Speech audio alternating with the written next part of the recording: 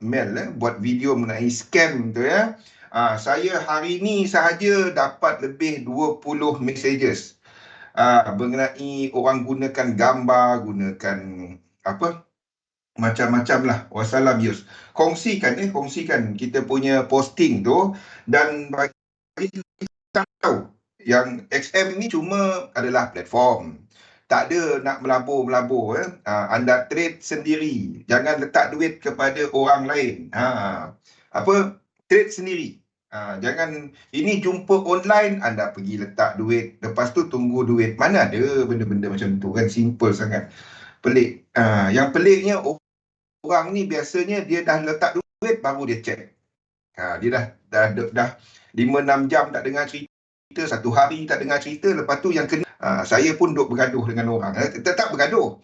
Kita pun faham orang tengah rugi kan, orang tengah hilang duit. Jadi kita pun jawab lembut, tapi kadang-kadang bila orang pun jawab kasar, saya tak jaga, tugas saya bukan jaga hati orang Jadi saya tak jaga hati orang. Orang kasar, kita kasar balik.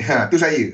Orang lain cara lain. Tapi kongsikan inform kepada rakan-rakan, inform kepada keluarga. Jangan terpedaya dengan skim-skim mengarut.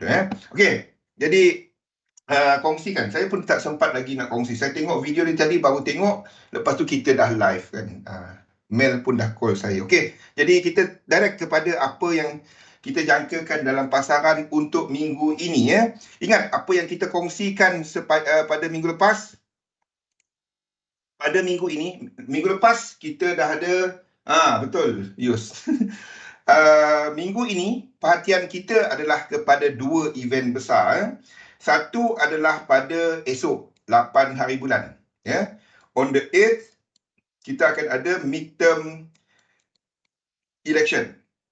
Midterm election. Kita cerita dulu midterm election Midterm election kesemua kursi dekat Kongres US. Kongres US ada 2 Satu House of Representative. Satu lagi adalah Senate dia. Okey, ni macam Dewan Rakyat, ini Dewan Negara. Faham? Kalau dekat UK tu dia ada House of Commons dengan House of Lords. Kalau anda nampak orang nama dia Lord tu, ni semua senator lah, lebih kurang macam tu. Faham? Okey. Tapi beza dia dekat US, sistem dia senator pun adalah diundi. Okey. Betul sendiri. Okey. Jadi, apa expectation pasaran? Pasaran menjangkakan benda ini. House of Representative akan dimenangi oleh Republican. Dekat US basically kita ada 2 party system. Of course kita ada calon bebas, kita ada liberal, kita ada few parti lain, tapi parti besar dia 2. Republican yang Trump dulu dengan Democrats. Democrats tu adalah Biden punya parti Dan ini basically 80% chances untuk Republican menang. House of Representative. Lower house dia lah. Yang jadi 50-50 sekarang ni adalah dekat Senate. Kita masuk dalam sikit ni 50-50. Republican ataupun Democrats. Okey. Dalam kedua-dua kes, anda kena faham, Presiden US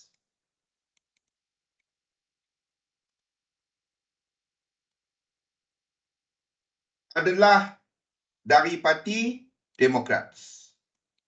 Okey?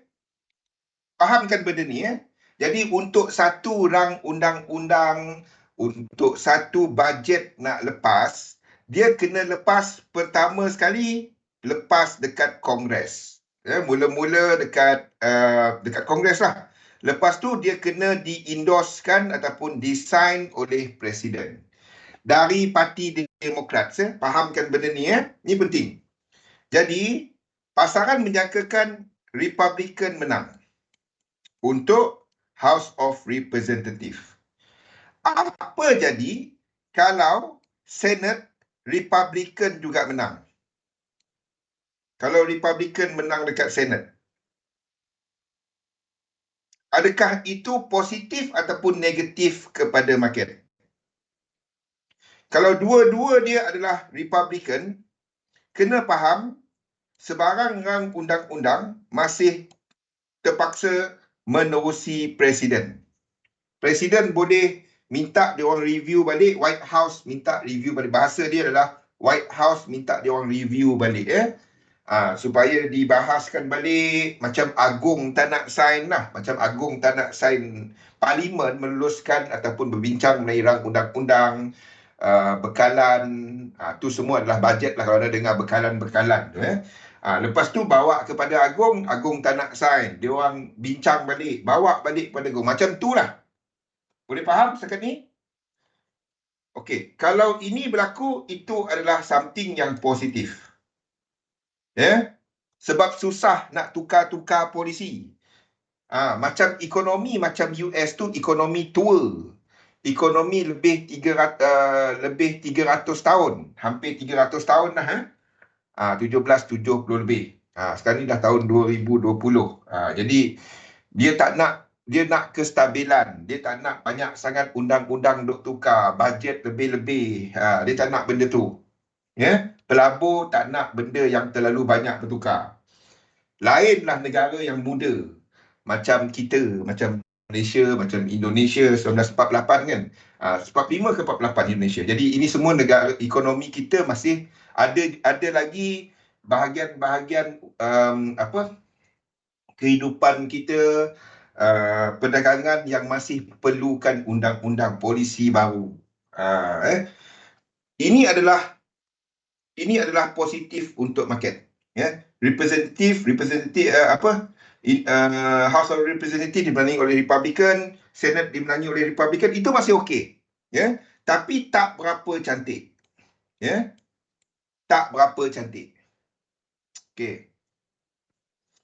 Apa jadi kalau dia adalah Republican, lepas tu yang di sini pula Democrats? Pun sama. Kalau ini ideal picture dia. Kalau dia adalah Rep dan juga Democrats, itu ideal picture. Itu cantik. Susah nak bawa rang undang-undang keluar. Okay. Worst case scenario. Tahu apa worst case scenario? Tiba-tiba jadi benda ni. Democrats menang House of Representatives, Senate menang, Senate pun Democrats menang, Presiden pun Democrats menang. Habis. Faham? Diorang nak buat apa manifesto diorang masa election, semua dapat lulus. Boleh? Tetapi sejarah membuktikan selepas midterm election, ini kelaziman 12 bulan selepas midterm election, ekonomi naik. Ini berdasarkan sebelum ni jadi seorang presiden dekat US tu term dia 4 tahun. 4 tahun jadi 4 tahun. 2 tahun pertama ada yang okey, ada yang tak okey. Okey? Biasanya selepas midterm, tahun pertama naik. Selepas midterm. Yang kedua ni, yang satu lagi, ada yang naik, ada yang turun. Tetapi lazimnya, yang ini kelazimannya, dia naik. Ni cycle dalam market lah. Kelazimannya. Tak semua masa, tetapi kebanyakan masanya, tahun ketiga untuk seorang presiden, tahun ketiga dia, kelazimannya pasaran naik. Kelaziman. Boleh? Ini cerita pasal 8 hari bulan. Jadi anda nak tengok, ada tak Democrats menang House of Representatives dan Senate? Kalau tiba-tiba itu berlaku, syunam. Faham? Boleh? Boleh turun pasangan. Okey. Ada soalan main US midterm? Kita akan dapat result dia pada hari Rabu awal pagi. Awal pagi kita pukul 5 pagi, pukul 6 pagi, waktu tu anda dapati market tiba-tiba je. Boleh? Jaga-jaga sikit. Okey. Peristiwa yang kedua minggu ini kita ada pada 10 hari bulan. Ya.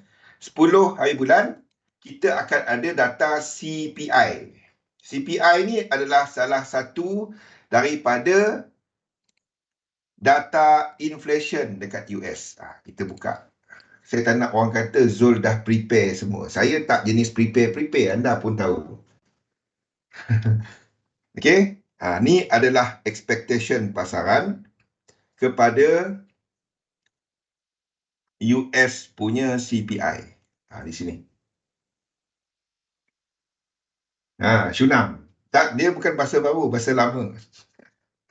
Pasaran menjangkakan, tengok benda ni pasaran menjangkakan month on month akan dapati kenaikan. Month on month, tetapi year on year dijangka jatuh. Kenapa month on month naik, year on year boleh jatuh? Fahamkan macam ini. Ini adalah data inflation untuk bulan 10. Beza dia, month on month, beza dia adalah banding dengan, ini month on month, banding dengan bulan sebelumnya. Bulan sebelumnya 0.4. Bulan ini, di bulan 10, keluar bulan 11, ni data, ini sekarang keluar, dijangka naik 0.7. Okey, ni dijangka naik. Bagaimana pula year on year? Fahamkan yang macam ni. Year on year tu, sekali je saya terangkan, saya tak nak, saya awal pagi bangun, dah lah, saya duk malam banyak kerja lain lah. Tiap-tiap kali yang macam ni, selalunya hari Isnin saya kena terangkan kepada orang apa maksud year on year, apa maksud month on month. Sekali ni je saya jelaskan, saya tak nak jelaskan berkali-kali. Hampir setiap bulan ataupun 2-3 bulan saya terangkan sekali lagi. Jadi tak payah dah, ataupun setahun sekali lah. Year on year ni maksudnya, apa beza ni? Ini adalah perbandingan dia, 8.0 adalah berbanding dengan bulan 10 tahun 21, tahun lepas. Okey? Yang ini pula, kali ini 10 tahun 22. Dia dibanding dengan tahun lepas. Jadi dijangka terdapat penurunan berbanding dengan data tahun lepas. Sekian, wabillahi taufik wal hidayah. Wassalamualaikum warahmatullahi wabarakatuh. Boleh? Faham?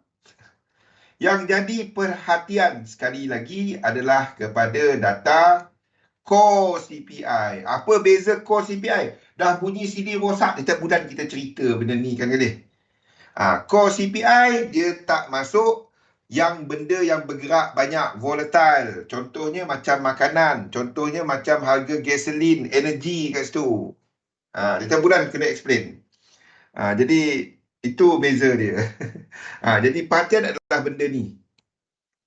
Okey? Sebab itu menunjukkan sama ada inflasi itu adalah ingrained, dah lekat dah. Susah dia nak jatuh balik.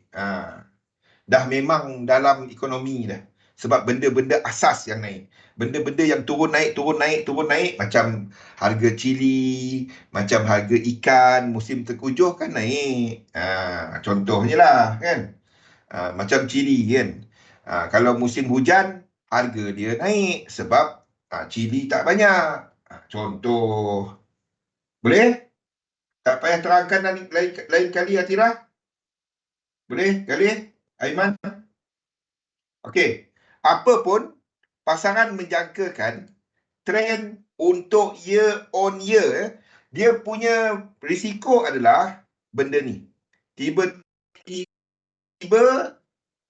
ini naik lebih tinggi. Lebih daripada 0.8.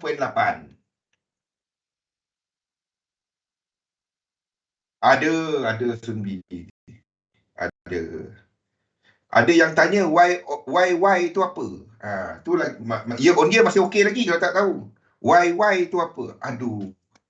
Kalau anda tak tahu benda tu tak penting bagi anda, tak perlu tengok dia. Tak perlu pun. Anda cuma tak faham dia. Tak pakai. Jangan pakai.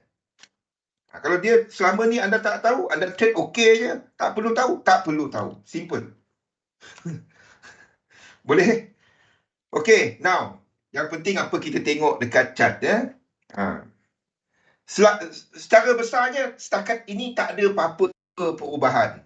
Saya tak dapat nak lukis, bang, ini dah naik hari Jumaat lepas bang. Ni kita dah jadi, orang semua nak jadi kaya bang. Saya tak dapat lukis macam ni. Kenapa saya tak dapat lukis macam tu? Anda tengoklah saham-saham ni. Macam mana saya nak lukis macam tu? Faham? Kalau saya nak lukis indeks macam ni, ini kena naik macam ni. Dia tak.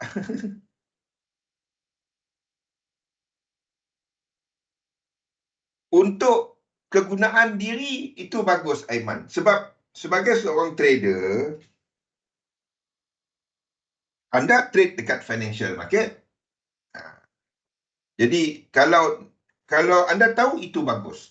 Kalau tak tahu, tak guna pakai. Itu je. Tapi anda tahu benda-benda tu yang akan membentukkan sentimen. Jadi dia bagus tahu kalau dia boleh membantu anda untuk memahami pergerakan pasaran dan sesuai kepada teknik anda. Anda faham, aku loss sebab ni, market something luar jangkaan. Okey, anda terima. Dia tak bagus tahu kalau anda terlalu banyak nak tahu, sampai confuse. Ataupun dengar daripada sumber-sumber yang pelik-pelik. Adalah sumber pelik-pelik. Banyak saya dengar sumber pelik-pelik. Okey. Makin saya dekat TikTok sekarang saya dengar orang buat fundamental analysis. Aduh. Apa? Teruskan. Tapi dalami sikit. Dalam sikit ya, fahamkan sikit. Kalau kita tak faham, jangan kongsi dengan orang, tapi cara bertanya. Instead of anda macam mengajar. Itu jadi pelik je. Okey? Jangan mengajar dia kalau anda tak tahu. Simple. Okey. Jadi ini masih ke bawah. Ini buat low. Selepas NFP minggu lepas saya dah kata dah, NFP tak ada apa-apa. Dia akan menyebabkan pasaran macam ni lepas tu tengok. Orang pada Jumaat lepas market lebih positif disebabkan oleh China mungkin tak akan terlalu agresif untuk mengawal COVID-19. Apa yang sedang berlaku kat China? Dekat China, 2-3 kes dia lockdown satu wilayah, lockdown satu kilang, lockdown satu bandar. Tu dekat China. Jadi ada yang report pada minggu lepas kata tak ada. China akan lebih relax. Tu yang market naik. Tapi kita nampak saham-saham seperti Amazon ni buat low. Hari Jumaat dia bounce balik. Tapi bounce batang candle. Macam mana anda kata dia dah reverse? Baru satu batang candle. Tak dapat. Okey, sama juga Google, semua ke bawah. Sebatang candle dia naik tu, sebatang. Ini belum bull. Belum. Ini nampak macam wave 4. 1, 2, 3, 4. Satu lagi 5, baru dia bounce, jatuh balik. Nampak macam tu lah.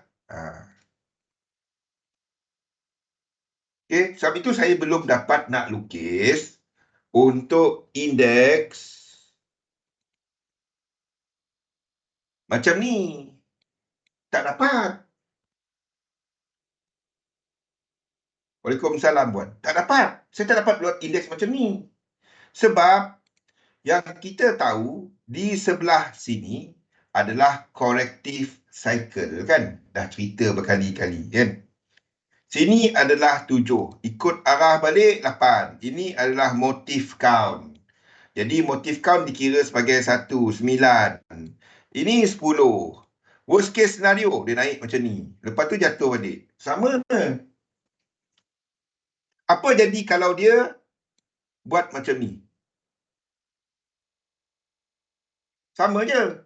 1, 2, 3, 4, 5. Mungkin. Kalau dia reset. Kalau dia reset. Ini jadi A. Ini jadi B. Jadi C. Kita tak nak benda ni tau. Faham tak? Faham kenapa kita tak nak benda ni? Cukup dia break trend line je cukup dah. Kita tak nak benda ni tau. Tahu tak kenapa? Kita dah cerita benda ni kan Wan? Sebab kalau dia buat benda ni, kalau dia buat benda ni, dia akan turun lebih banyak. Faham? Ini yang kita tak nak. Itu tak bagus. Itu bukan bermaksud dia naik macam ni, oh ini dah bullish run. Tak. Count di sini adalah count motif. Ini motif. Mana dapat motif jumpa motif? Tak ada. 5 jumpa 5. Tak ada. Ataupun 9. 7, 8. 8 campur 5, 13. Mana dapat? Tak dapat. Tak ada. Anda cari dah chart mana-mana. Tak ada. Only way kalau itu berlaku, saya buat dia jadi benda lain. Dalam ni sebagai W, X dan Y. Itu je cara dia. Tapi payah dan lukis macam tu, faham tak? Sini, kalau boleh tak berlaku? Boleh. Saya boleh lukis macam ni. Ini adalah A,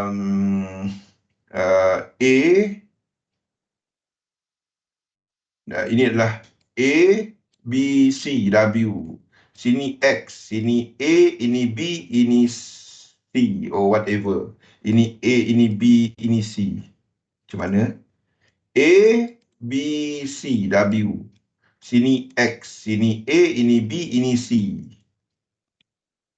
Macam ni. Itu Y. Kalau itu berlaku, kita kena lukis macam tu. Tak pelik rupanya WXY macam tu. Boleh tak? Boleh. Tak langgar elite wave. Tak langgar. Ya, tapi itu tak dapat nak. Itu lower probability. Ini tak perlu berlaku tau. Kenaikan ini pada minggu lepas, sekali ni je yang dia naik. Dia naik ni je. Saya pun tak faham. Dia naik ini je berapa jam naik selepas NFP kan. Naik ni je. Kan? Dia naik ni sebab pasaran jangka China punya cerita tadi. Tak tahu dia jadi stagflation ke tak. Stagflation dia kena tengok data pekerjaan dan data inflasi.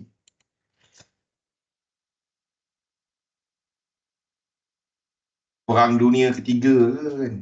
Tak tahulah.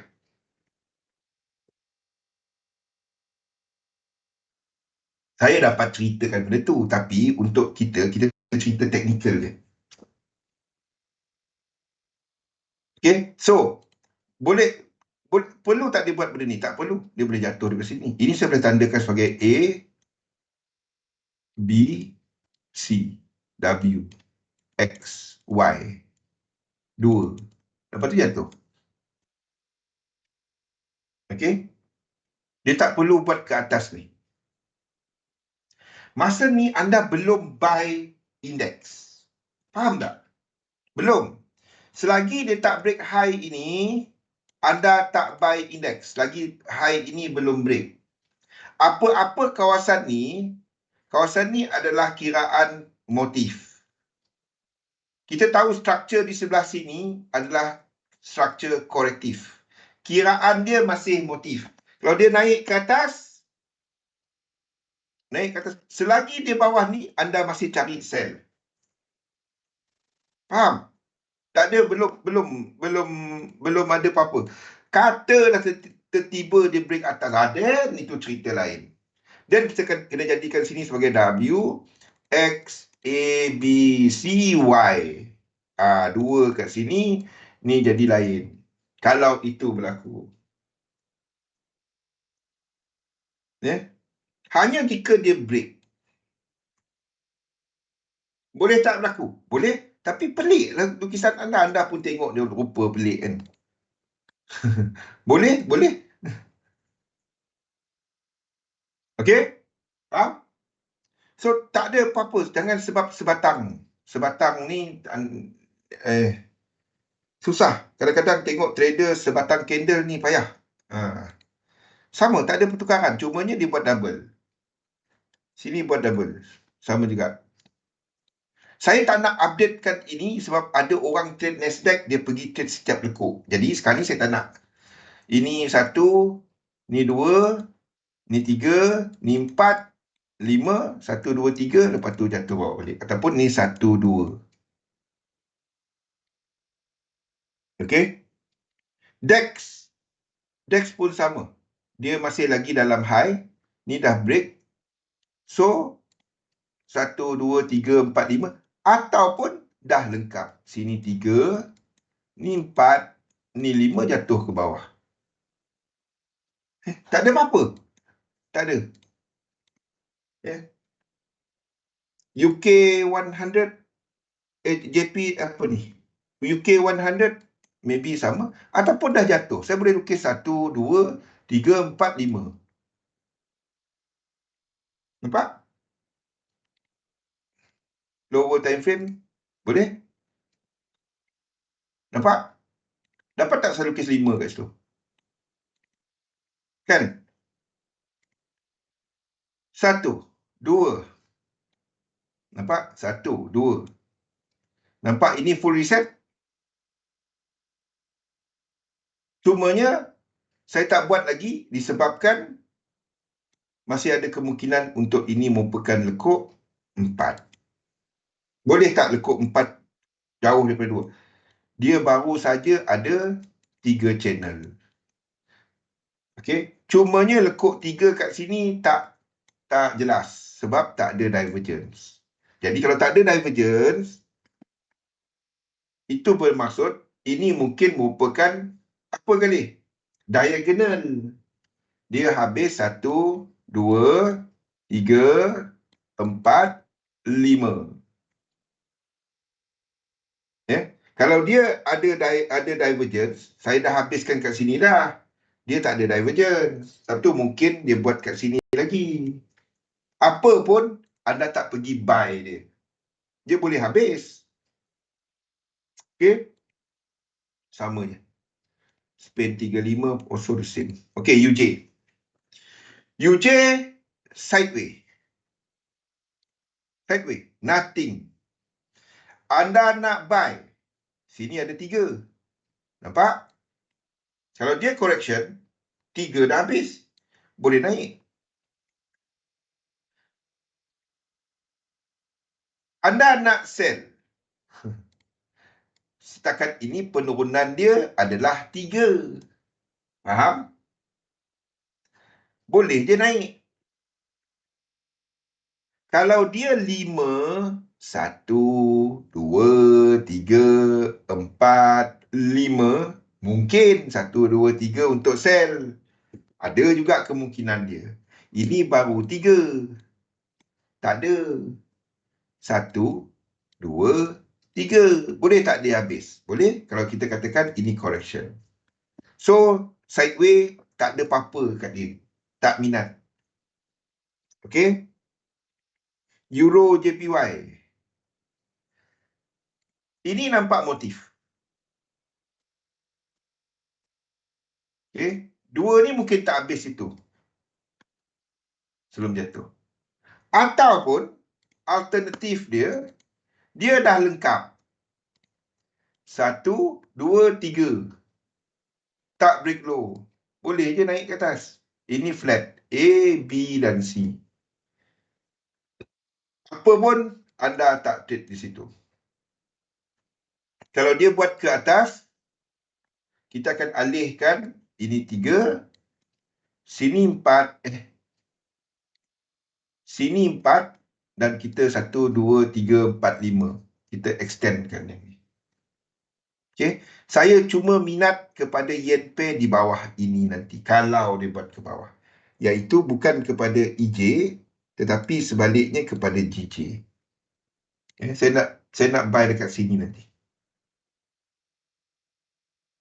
Boleh? Di sini nanti Okay, belum. Jadi sementara tu boleh sell tak? Dah arah dia ke atas. Dah kenapa nak sell? Nak sell tu sell index. Itu je. AUD JPY.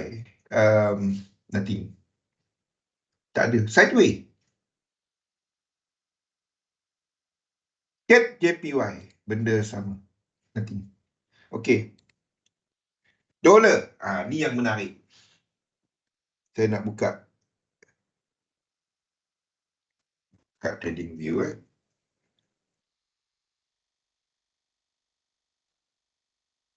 Okay.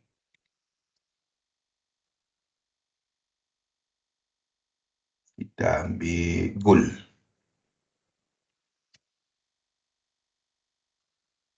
Ini adalah mapping penuh untuk gold.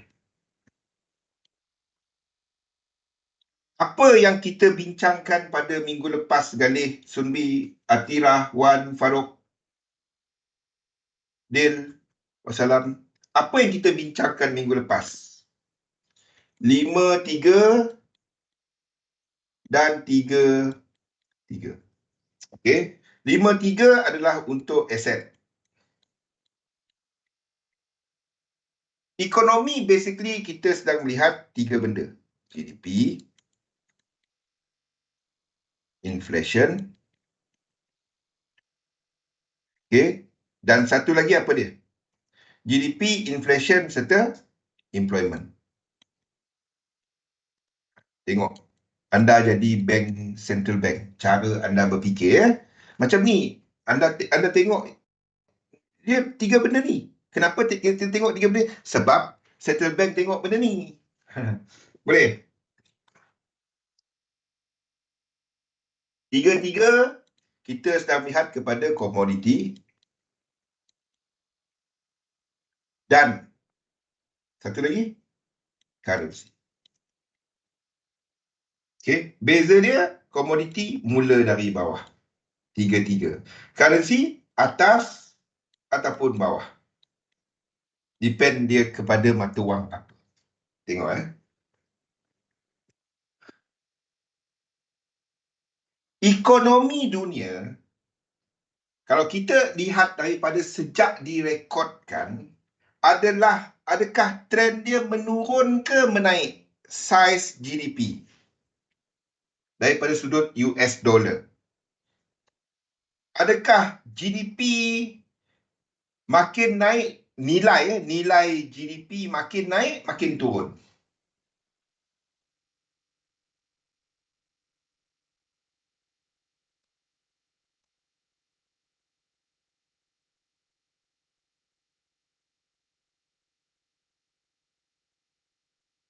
Saya tunggu jawapan. Adakah nilai GDP makin naik, makin turun? Ekonomi dunia ni naik atau turun? Secara besar. Ni contoh dia.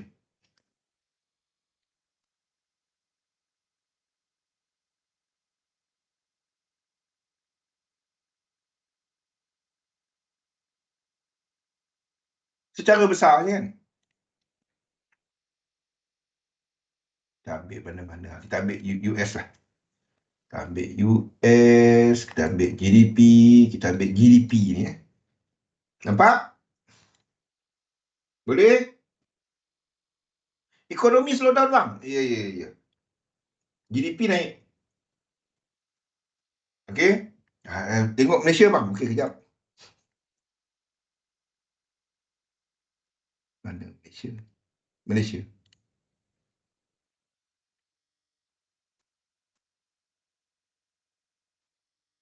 Boleh? Ada bear market tak? Ada bear market tak? Tak ada bear market. Correction pun correction. Okey, boleh? Okey. Itu adalah untuk GDP. Maksudnya, ini adalah nilai ekspor barangan, keluaran barangan, serta perkhidmatan. It translate to, kalau kita lihat kepada asset price, iaitu kepada asset tadi kita define kan ya, kepada contohnya indeks tracking kepada ekonomi ya, GDP. Okay, GDP ni makin naik. Inflasi makin naik, makin turun. Pernah tak anda nampak apa-apa barang, kecuali dia tak ada value langsung lah, yang turun harga? Turun naik, minyak mungkin. Tapi, ada tak baju ke? Ada, mungkin ada. Tapi secara lazim, ini naik. Perkembangan GDP, keperluan untuk menampung gaya hidup disebabkan oleh inflation, menyebabkan employment juga semakin naik. Trend besar dia. I'm talking about trend besar. Saya tak cakap naik NFP. Trend besar dia. Okay. Apa kesan tiga data ni kepada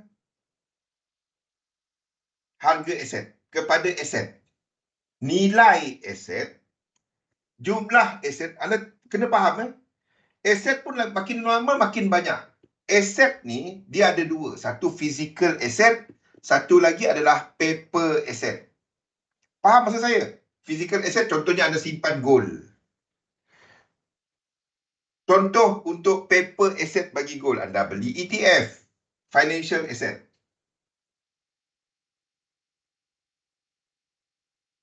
Simple? Nampak trend dia tadi pun sama. Asset dan juga indeks naik. Okay. Permintaan kepada komoditi. Apabila kita ada ekonomi yang naik, GDP, keperluan untuk perkilangan dan sebagainya juga naik. Tetapi, there is a limit kepada pergerakan komoditi. Sebab apa? Sebab bila komoditi terlalu mahal, what will happen? People will look for way untuk replace komoditi itu. Faham? Akan cari cara supaya kita tak perlu sebahar sangat. Nak hasilkan dia terlalu mahal. Okey? Nak hasilkan dia terlalu mahal. Okey, jadi there is a limit kepada harga komoditi. Okay, that's why commodity move adalah 3 dan 3. Tetapi arah dia adalah ke mana? Hala tuju dia ke atas. Ini cerita besar. Kita cerita pasal sub-millennium. 10 tahun ke 100 tahun punya trend. I'm talking about 10 ke 100 tahun punya trend. Ataupun dalam elite wave adalah sub-millennium.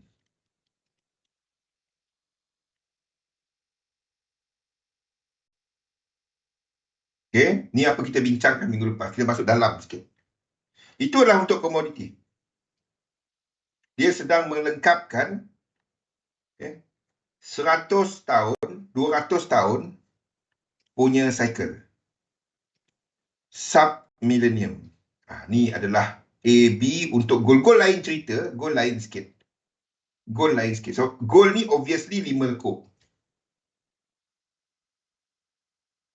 Gold ni obviously 5 lekuk. Saya boleh buat dia jadi 3. Boleh buat jadi 3. A, B, C, W. Sini X, A, B, C, Y. Company berasaskan komoditi tak kata susah nak berkembang, Yus. Tak sebab dia pun dalam bursa. Dia punya saham adalah aset. Tapi movement dia tak akan sama dengan company yang cuma berdasarkan aset. Contohnya kita ada, sebelum ini adalah .com, kan? Sebelum ini adalah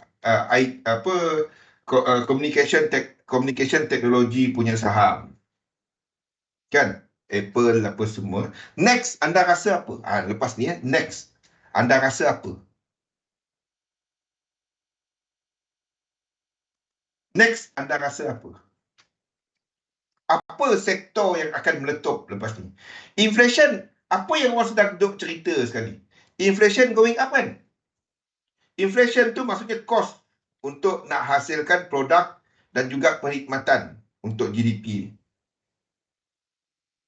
Okay? Pada masa yang sama, kos untuk employment pun, gaji pun makin naik. Okay? Disebabkan oleh inflation naik. Aku nak kerja, tapi gaji sama macam 10 tahun lepas. Macam mana aku nak kerja? Kerja pun gaji kecil. Aku cari cara lain dah. Faham? Okay. Habis kita tu.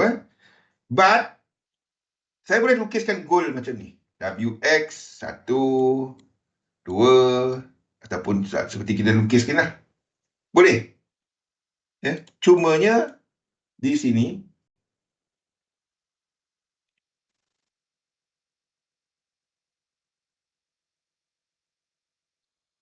okay, kaki ketiga kita melangkaui 1618.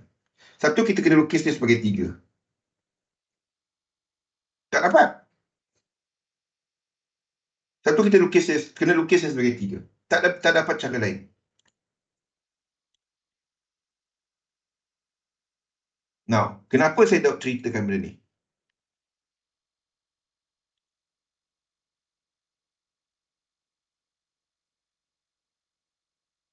Okey. Tadi aset adalah 5. GDP naik, GDP naik 5 dan 3. Komoditi 3 dan 3. Komoditi berkadar langsung dengan aset. Bila aset makin naik, permintaan kepada komoditi juga naik. Ekonomi makin naik. Pada masa yang sama, komoditi can be limitation kepada apa move dalam aset. Sebab kalau komoditi terlalu mahal, itu akan limitkan, menyebabkan kos untuk penghasilan barang pun naik. Sebab itu movement dalam komoditi anda tak dapat buat sebagai 5 yang sama fraktal besar dia. Faham? Saya sedang ceritakan sub-millennium punya fraktal. Kita ambil contoh yang bagus sikit lah. Minyak. Ni adalah full mapping minyak. Dalam sub-millennium punya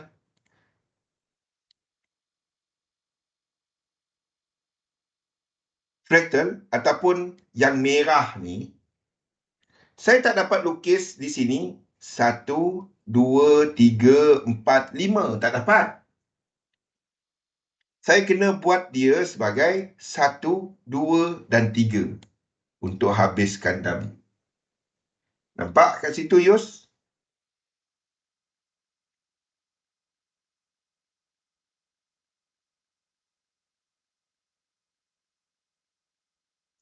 Soalan saya, anda nampak tak anda sedang tengok apa dekat cat 3 bulan untuk minyak ni?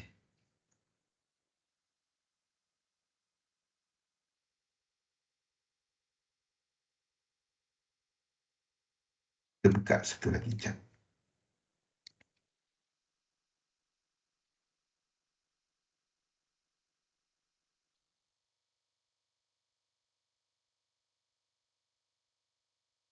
Ini tak perlu berlaku. Dia boleh naik ke sini. Kalau dia naik ke situ, ini adalah some sort of 1. Ini 2. Tapi anda nampak tak apa expectation kita? Nampak tak sektor apa yang nak dimasuk lepas ni? Saya dah cerita benda ni 2 tahun lepas dah, Dil. 3 tahun, 2 tahun lepas.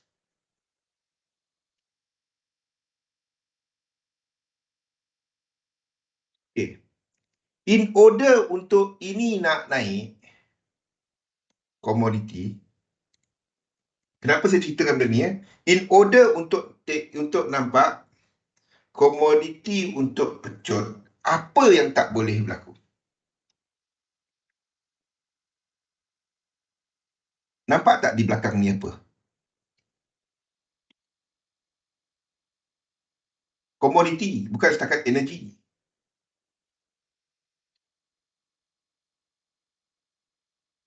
Nampak tak? Copper.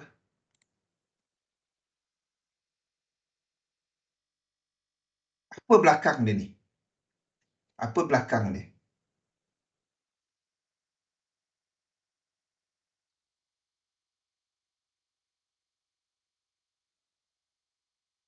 Ni apa ni? Platinum.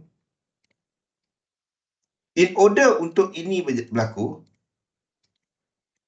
apa yang tak dapat berlaku? US dollar. Sebab itu, view kita untuk US dollar, saya kena tukar. Saya tak dapat letak US dollar seperti view sebelum ini. Sebelum ini apa view kita, Dil?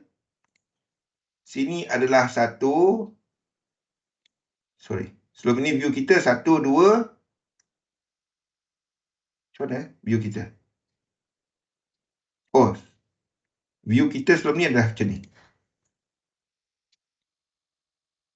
Okay, view kita sebelum ni ini adalah apa? Ini adalah 1, 2, 3, 4, 1, 2, 3, 4, 5. Okay? Macam ni. Kita punya view sebelum ni adalah ini. 1, 2, 3, 4. 1, 2, 3, 4. 1, 2, 3, 4, 5. 3, 4 dan 5.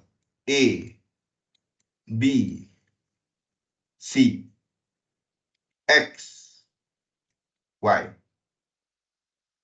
Tu view kita sebelum ni.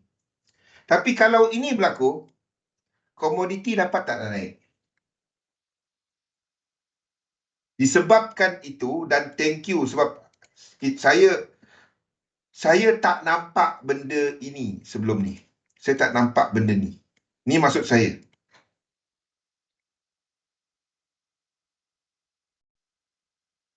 Nampak? Jadi,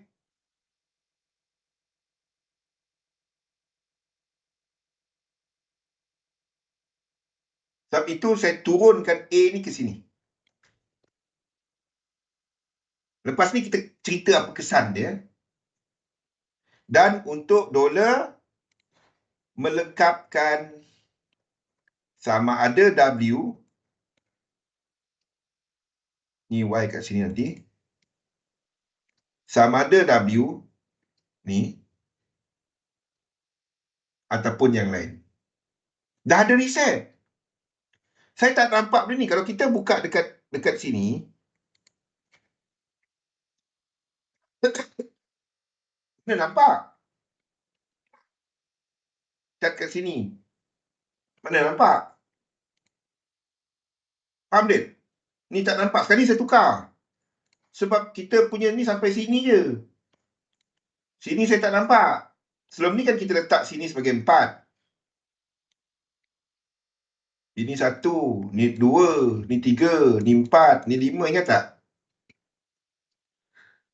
Tak nampak.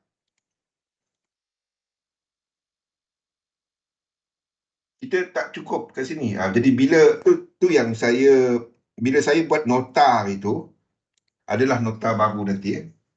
Dan baru nampak, ini reset. Satu, saya kena habiskan dia. 1, 2, 3. Kenapa ini jatuh? Kenapa US dollar gambaran besar dia jatuh?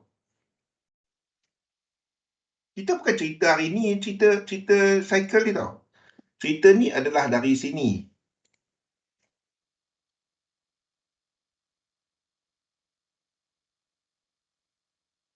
Cerita dolar punya tu adalah dari sini. Siapa ingat benda ni?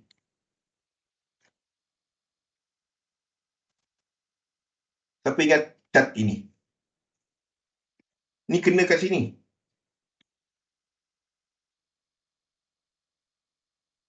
Bukan serius. Trading tetap MT4, MT5 untuk analisa kali.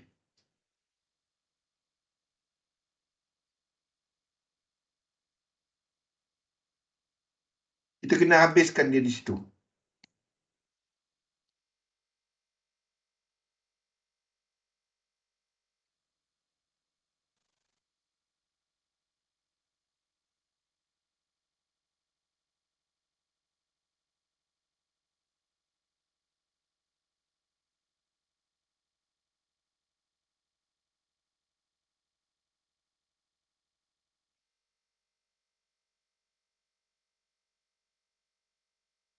Ni dia.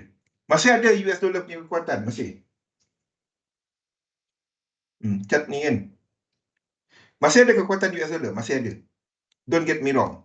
Bukan saya kata US dollar lemah. Belum sekarang. Ni cat monthly tau. Berapa orang yang pakai monthly kan. Tetapi saya tak dapat terlalu bullish kepada US dollar. Dia nak habis dah last leg dia. Dah last lekuk dia last dah. Faham? Kita dah last dah. Last dia 1, 2, 3, 4, 5. Dia set.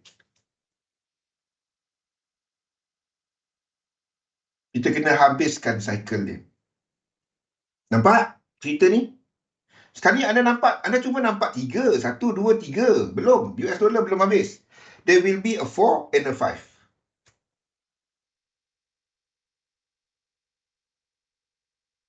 Nampak 3. Anda tak dapat kata lain. Ini nampak 3. Belum habis. Okey, sebab itu dan ia sesuai dengan cerita dekat komoditi tadi. Dia sesuai dengan cerita dekat komoditi tadi. Faham? So, sebab itu kita lukis dia macam ni. Nampak? Barulah kita dapat komoditi naik. Boleh tak komoditi naik, US dollar naik? Boleh, tapi US dollar kena naik dalam lekuk 5. Jangan lekuk 3. Selagi ini masih dalam lekuk 3, komoditi tak dapat nak masuk lekuk 3. Komoditi akan lekat dalam sama ada masih correction ataupun 1 buat 2. Ni buat 2. Yes. Betul. Tapi anda faham struktur besar dia, Sunbi.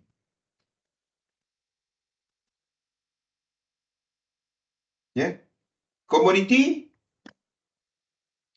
will be some sort of masih correction. Belum dapat nak pecut. Faham? Ini adalah US dollar tadi. US dollar punya cerita. Bilanya ini start naik? Bila US dollar habis. Sebelum ini kita agak ni agak agresif kepada US dollar. So, saya tak nampak benda ni. Saya tak nampak ini connector. Saya tak nampak. Sebelum ni, bila kita buka 3 bulan punya chart, baru nampak untuk dolar ni.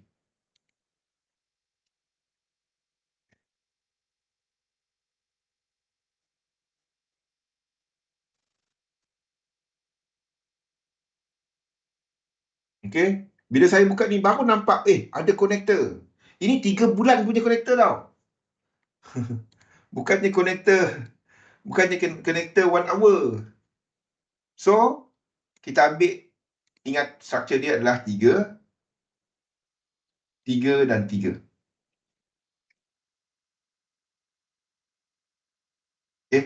Kenapa hala tuju kita ke bawah? Kenapa kita kena lukis dolar ke bawah? Apa itu inflation? Bagikan saya apa definisi inflation. Ni kita revise sikit sambil kita analisa market. Kita kena break dah pukul. Bagi saya, kita break dahulu. Lepas ni anda bagi tahu saya apa maksud inflation. Kita break dulu. Assalamualaikum warahmatullahi wabarakatuh.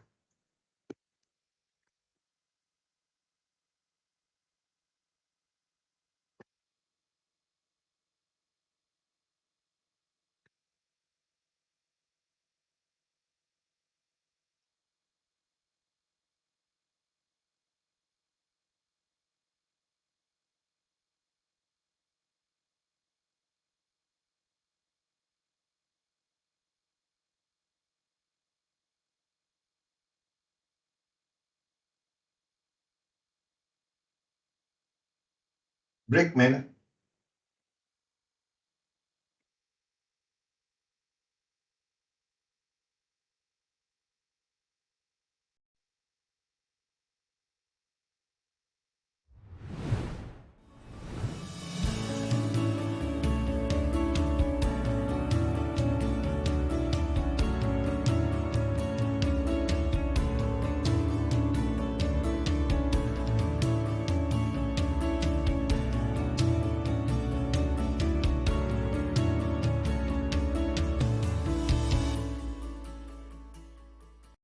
Mula berdagang dengan lebih banyak modal. XM kini menawarkan bonus 2 peringkat untuk deposit anda. Dapatkan bonus ini apabila anda melakukan deposit ke dalam akaun dagangan anda. Anda boleh mendepositkan serendah $5 untuk menerima bonus anda. Jadi, tunggu apa lagi? Dapat bonus anda 2 kali ganda hari ini.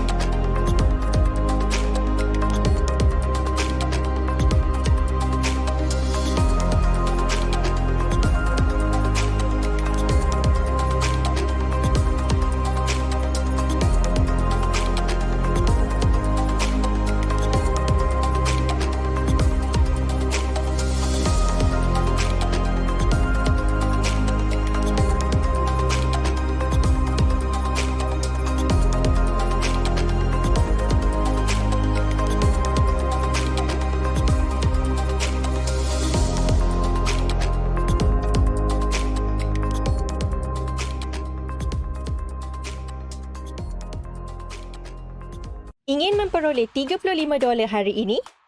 Dengan program rujuk rakan kami, kini anda boleh menikmati ganjaran dengan setiap rakan yang anda rujuk. Anda hanya perlu kongsikan URL unik anda kepada rakan anda untuk mula merujuk. Lebih banyak anda rujuk, lebih banyak yang anda peroleh.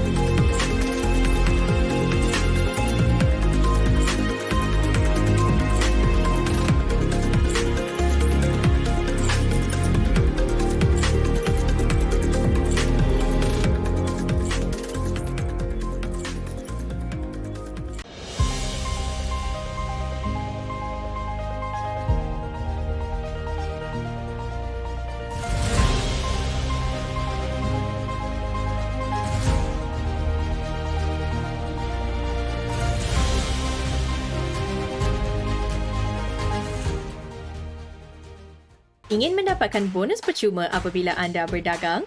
Hadiah kami kepada anda $50 bonus dagangan. Tahun ini menandakan 1 dekad sejak XM memasuki dunia dagangan di Malaysia.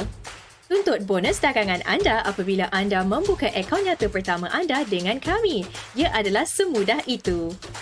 Layari laman web XM untuk membuka akaun nyata pertama anda sekarang.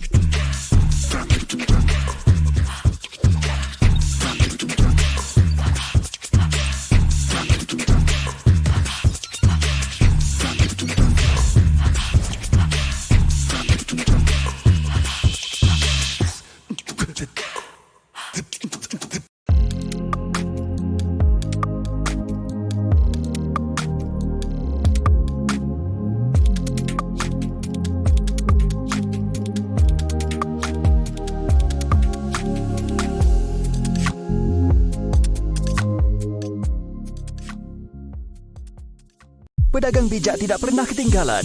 Sentiasa ambil tahu mengenai pasaran global dengan aplikasi dagangan XM terbaru.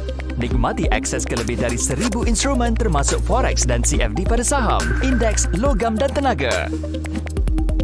Pedagang boleh berdagang di mana sahaja hanya dengan satu ketikan dan dapatkan keuntungan dari pelaksanaan pesanan pantas dan tanpa sebut semula harga. Tingkatkan dagangan anda ke tahap seterusnya dengan carta dan alat dagangan yang canggih dan sentiasa mendapat maklumat mengenai pergerakan pasaran terkini dengan berita dan analisis pakar kami. Buka, sahkan dan uruskan akaun anda dan lakukan deposit atau pengeluaran semua dalam satu aplikasi. Siapa kata anda tidak dapat memiliki semuanya? Muat turun aplikasi XM terbaru sekarang.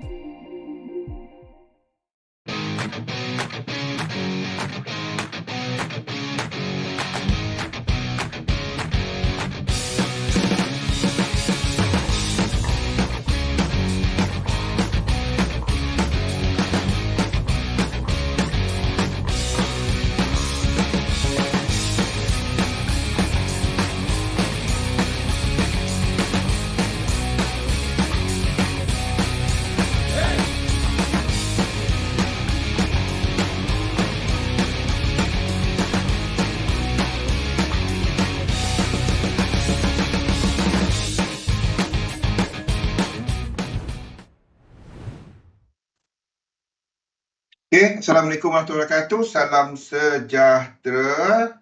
Boleh dengar Sundi? Boleh? Deal? Jadi sebelum kita break tadi, saya tanya kepada anda semua, apakah itu inflasi?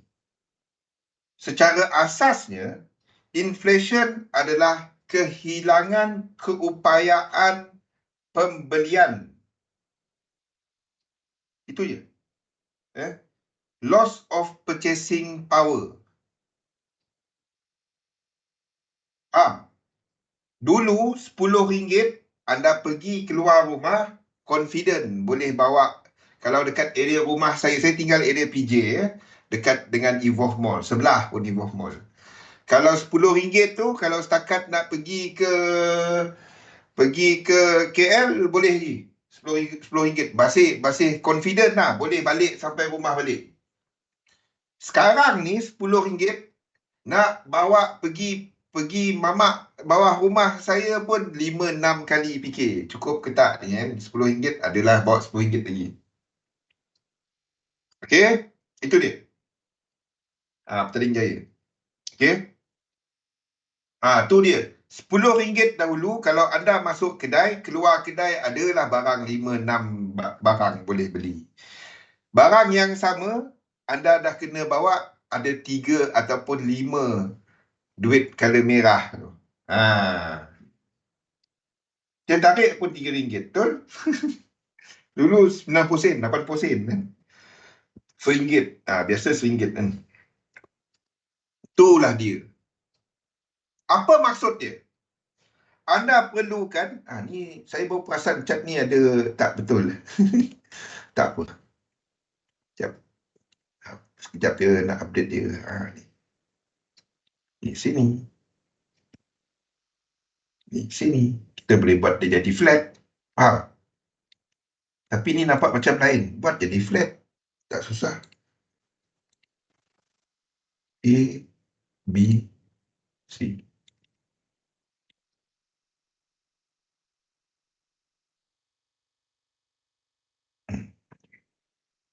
Tak tahan mata saya tengok cat dia. Okay. Dan ini adalah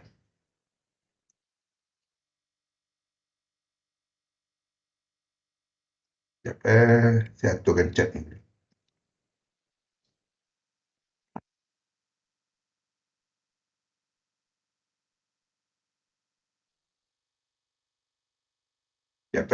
Alang-alang. XY.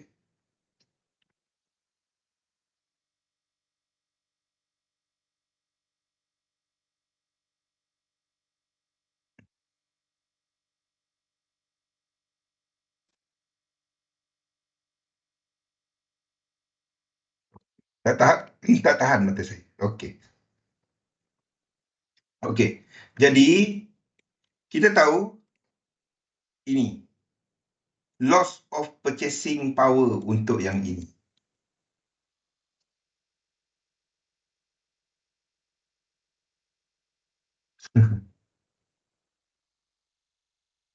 Okay. Jadi, the thing is, GDP makin naik. Fahamkan macam mana supply of money work? How supply of money bekerja? Okay. Masalahnya, GDP tadi kita nampak trend dia naik. Apa yang central bank perlu lakukan untuk memastikan the economic machinery tetap berjalan?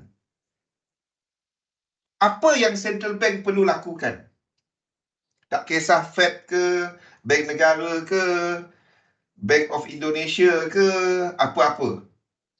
Apa yang central bank perlu lakukan?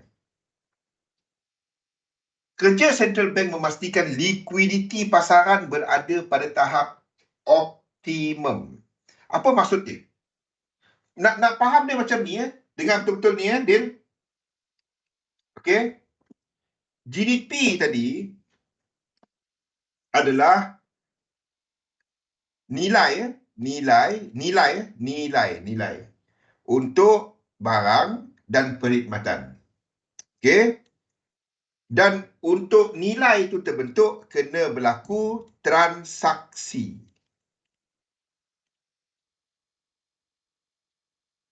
Baru kita dapat nilai. Kalau tak ada transaksi, tak ada nilai.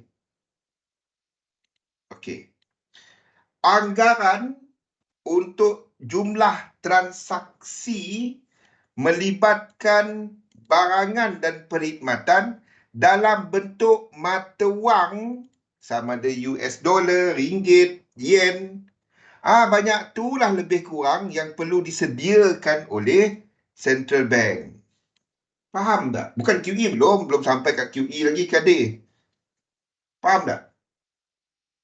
The moment orang bawa duit keluar daripada kitaran, orang simpan duit, waktu itulah kita akan ada breakdown dalam machinery ni.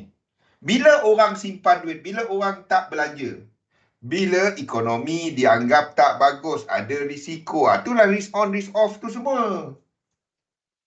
Masa tu liquidity akan mula turun. Orang duk simpan duit. Faham? Tak bagus ni. Orang simpan duit. Orang tak berbelanja. Liquidity turun. Apa central bank perlu lakukan? Dia kena print duit. Itulah QE. Ataupun turunkan kadar faedah supaya orang simpan tak berbaloi. Macam itulah economic machinery ni. Faham? Semua dia berkaitan. Sebab itu, in other word, kita kena lukis dolar ni ke bawah. Faham? Kita kena lukis dia ke bawah. Kita tak dapat lukis dia pergi ke atas. Sebab makin lama kita perlukan lebih banyak dolar. As GDP growing. Macam mana GDP boleh growing? Macam mana?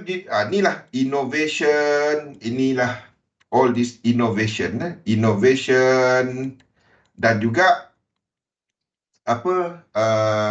efisiensi pekerja. Inilah macam mana all the economic machinery. Inilah benda-benda yang saya cerita. Dulu saya suka cerita benda macam ni. Dulu. Sekarang ni saya ceritakan dengan chart. Disebabkan oleh all this kaitan macam mana ekonomi ni. That's why hala tuju untuk US dollar adalah ke bawah. Hazli wassalam. Faham?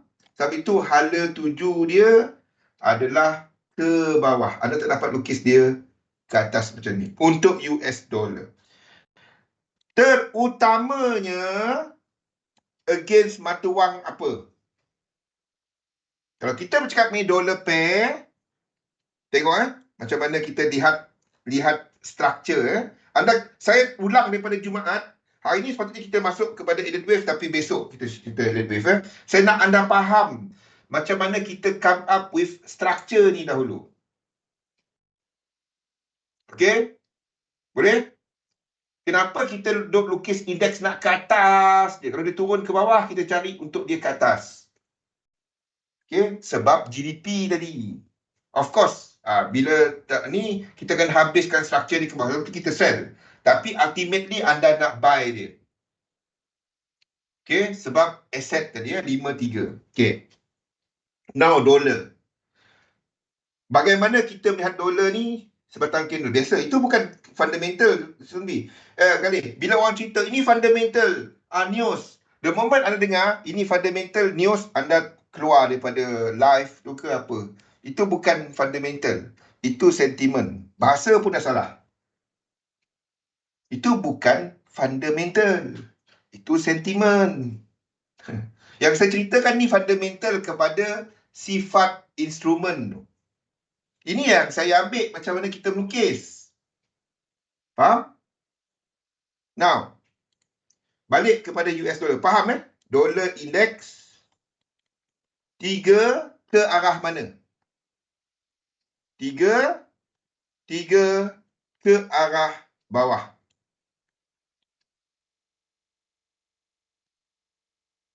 Ya, benda ni yang paling penting dulu. Barulah cerita pasal elite wave. Sebab anda akan ambil bias macam mana anda melukis dia. Bila anda faham struktur besar dia, apa sifat instrumen tu dan berkaitan peranan dia dalam ekonomi, then anda akan, okey, sini kita adalah 3. 1, 2, 3. 3. Okey, jadi kita ada yang besar dia adalah 1, 2, 3. Now kita dapat 3. Kita anggap sini akan buat 3 lagi. Nampak? Itu dolar. Sekali dolar berada dalam kawasan ni, di sini. Di mana kita cuma mengambil dolar akan buat truncation.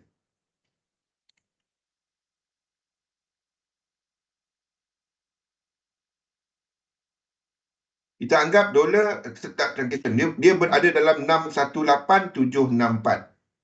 Kalau naik pun sampai 1 je.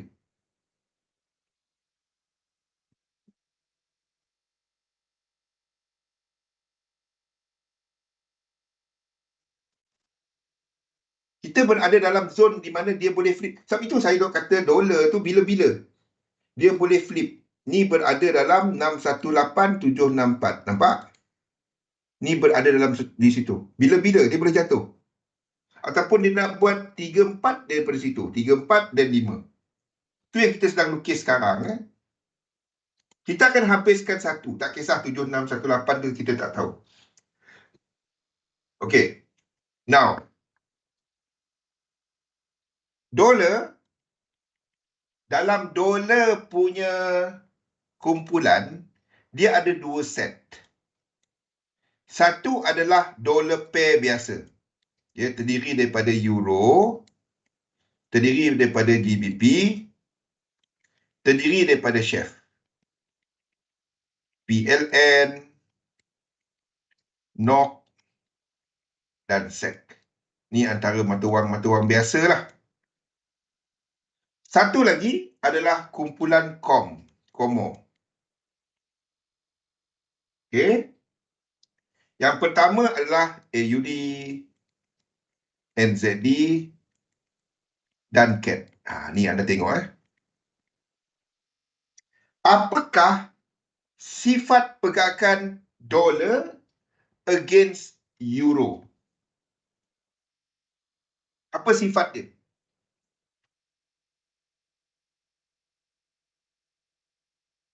Kalau kita tengok ke bawah 3-3. Okey, maksudnya secara besarnya euro tu, sebab ini yang membentuk dolar index. Kita jangkakan struktur serupa ke bawah 3-3. Dolar against GBP sama 3-3. Chef 3-3, benda sama. PLN sama, NOK sama, SEK. Okey. Komoditi. Komoditi terkesan tak dengan inflation? Kalau inflation naik, the idea is nombor satu, apa jadi harga komoditi? Apa jadi kepada harga komoditi?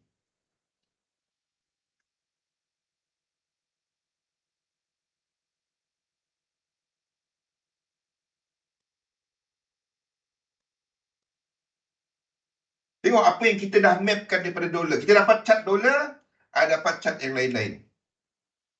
Ada dapat chart untuk indeks, ada dapat chart daripada satu, gambaran besar satu, ada dapat lukis untuk yang lain.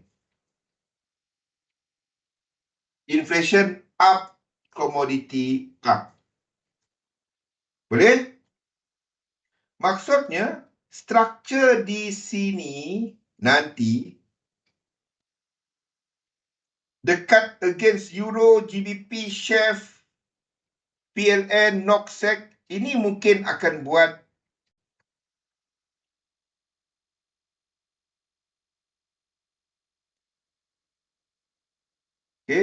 ini adalah kumpulan ini.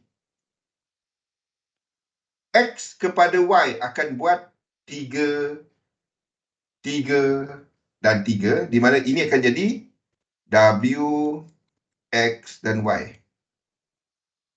Tengok, anda dah dapat jangka ke depan tau. Sampai tahun 2043 ke 2060, saya pun tak tahu. Tapi yang di sini, anda akan lukis dia macam mana, komoditi ni.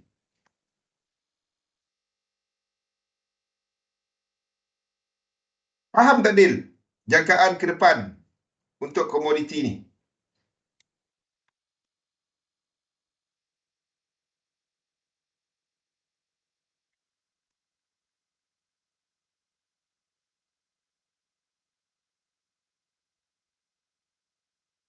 Yes. Nampak? Sampai tembus ke indikator. Jadi ultimately apabila cycle ini habis, dolar punya cycle habis, anda nak pegang apa yang lama? Satu saya akan tukar, banyak chart saya akan tukar, belum sempat nak tukar lagi. Ni, chart ni. Ni kita kena tukar banyak sini.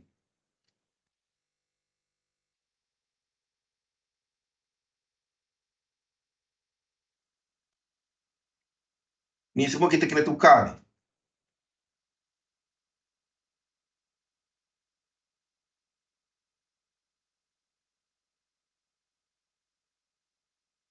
Faham kenapa kita nak sell dia kat sini?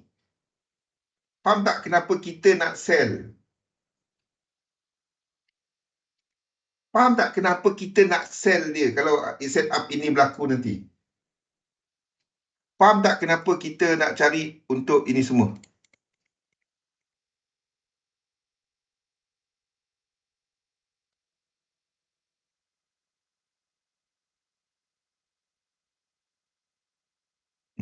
Ada ni tunjuk.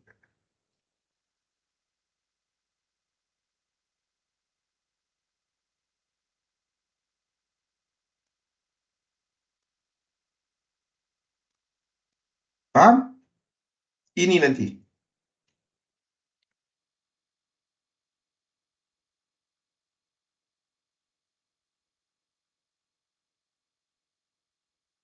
Beric, okay. Aiman, isi yang form tadi, Man.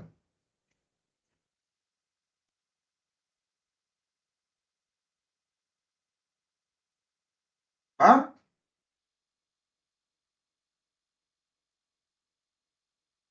Ideally, kalau lagi cantik, kalau dibuat macam ni. Kalau lagi cantik. Tapi kalau ini berlaku, itu kekuatan US dollar yang terlalu kuat. Saya tak jangka itu berlaku. Dia akan buat dalam fractal ini saja. Yes, jangkaan kita. Nampak apa, bagaimana anda kaitkan apa yang anda faham pasal ekonomi, Apa yang anda nampak pun dekat chart, kita kaitkan dia. Macam mana 30% apa tu? Daripada untung, daripada profit.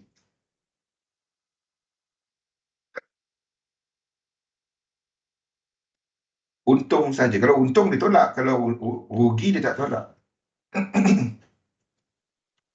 Faham? Nampak?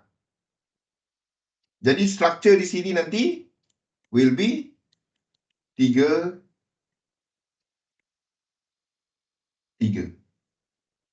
Barulah ini dapat bergerak seperti yang kita jangka. Nampak daripada semua cerita kita tadi, kita applykan dia kepada chart. Bukan hanya cerita main conteng-conteng chart dia. Faham? The whole chart saya menceritakan benda yang sama. Menceritakan macam mana semua konsep ni dan apa yang kita nampak. Itulah sequence yang kita, itulah market dynamic yang kita ikut. Bukan hanya chart. Ia menceritakan apa yang sedang kita jangka ke depan. Bila berlakunya incomplete dalam mana-mana kat sini, kita trade. Bila berlakunya incomplete mana-mana kat sini, kita trade. Anda tak trade dekat 3 bulan. Kita akan trade dekat 1 hour, H4. Bila berlakunya sequence yang tak lengkap, dalam dinamik dia, kita trade dia. Sekarang ni US dollar tak lengkap. Sebelum ni, US dollar tak lengkap. The moment dia break kat sini, kita ada pull. Ni 3 bulan tak nampak lah pullback dia. Kita cari untuk long dia. Nampak apa seterusnya? Sekarang ni dia lengkap tak? Belum. Masih ada kekuatan US dollar. Nampak ni? The whole thing dalam chart. Semua yang kita ceritakan tadi, semua dekat chart. Kita satukan chart kita. Barulah dengan pergerakan dolar macam ni dan ke bawah, barulah kita dapati untuk semua ni, apa ni? ZC. Kon, barulah ini dapat ke atas. Ni mungkin habis sini.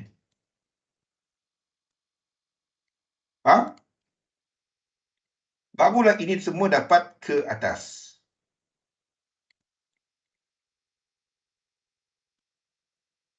Untuk melengkapkan W. Sub-millennium. 100 tahun punya cycle. Satu cat-cat ni saya kena tukar. Saya belum sempat tukar GU, EU ni semua kan. Mana pergi lukisan ni?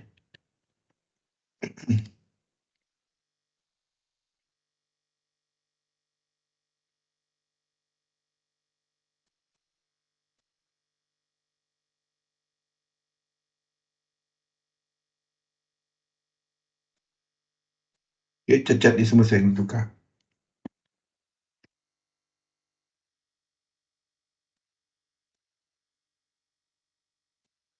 Boleh?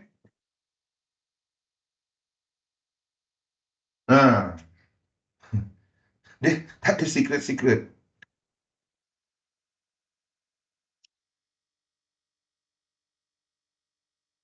Dia trunket kita tak tahu. Kita akan ikut kepada equal leg sahaja. There's no way untuk kita tahu dia dia akan trunket. Bila structure korektif, mungkin trunket bila-bila. Tapi selagi dia tak sampai kita masih lukis ke atas. Ni pun salah cat ni.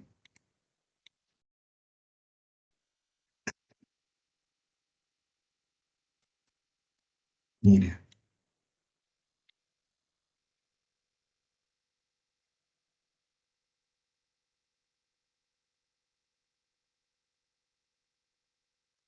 Tak ada orang pun tegur saya cat salah. Ni lah buat tengah malam. Ataupun tak tahu cat tu salah.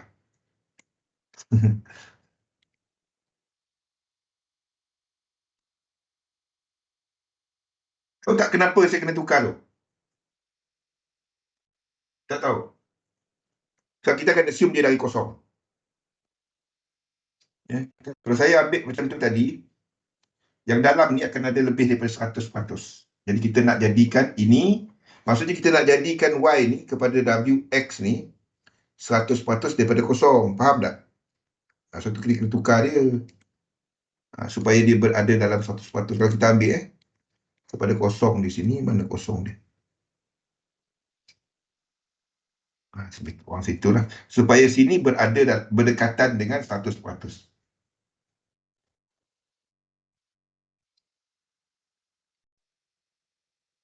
Okay. Nampak view kita sekarang? Kenapa X ni sini?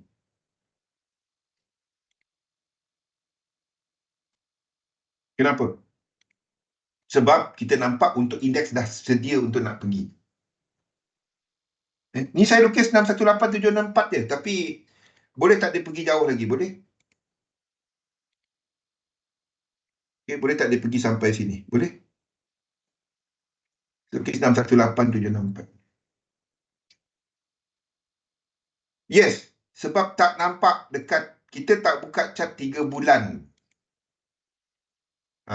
Sunbi, kita tak buka chart 3 bulan sebelum ni dekat dollar index. Ya. Euro US dollar ada. Cumanya chart di sini dekat XM ni adalah chart 1 month. Paling besar dia. Saya tak dapat nak tengok. Ni ini mana dapat nampak reset? Sini tak nampak. Tengok Sini tak nampak. Kalau kita buka chart di sini, kan? Anda buka stokastik. Okay. Anda buka chart 1 month.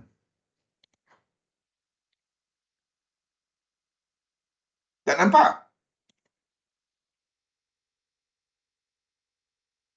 Kan? Tak nampak. Tapi the moment kita buka 3 bulan, 6 bulan, then anda nampak. Oh. Okey, satu reset. Tak nampak. Tukar 6 month. Nampak? Itu satu reset. Itu satu reset.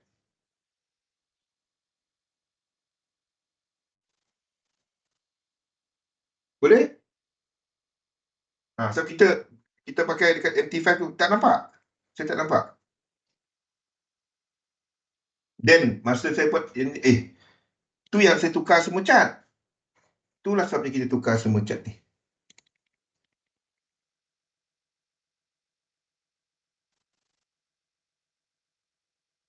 Boleh? Nampak the whole view sekarang ni? Ni masih ke atas.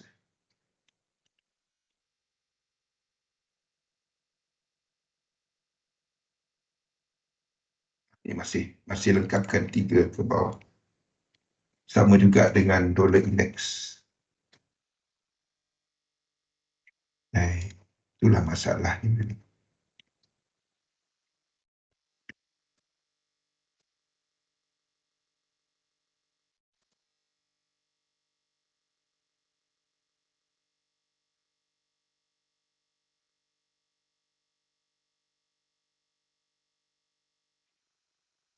Ini masih ke bawah ni.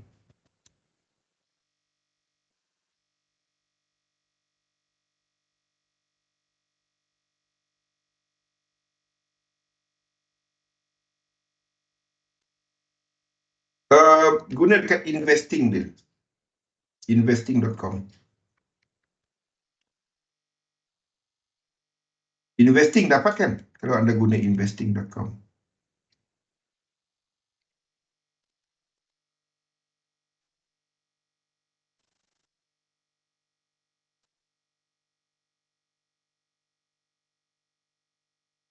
Okay, sekarang tak nampak. Kalau tengok dekat ni tak dapat. Satu lagi adalah chart text. Anda boleh guna. Saya tak tahu how complete this chart di sini. Chart ini. Ingat tak?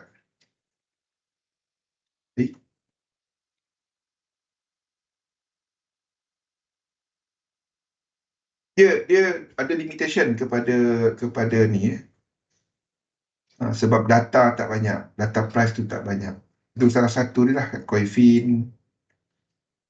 Kita tahu how good the chart facts are.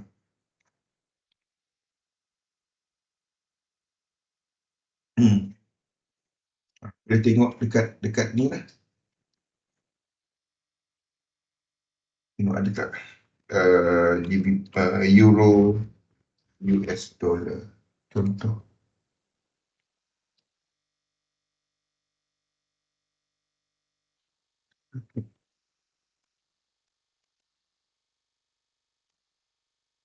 Mana dia punya yang saya search tadi? Saya pun jarang buka di sini. Grafik.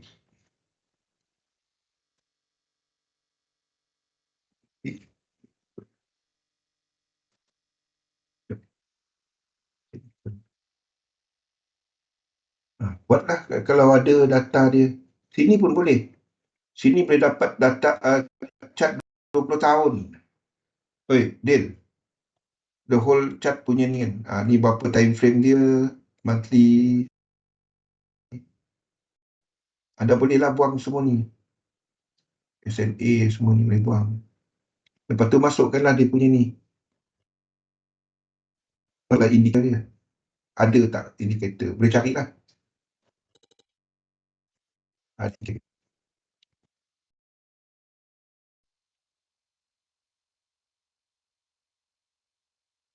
Okay, try tengoklah. Saya pun tak tahu. Saya tak explore lagi.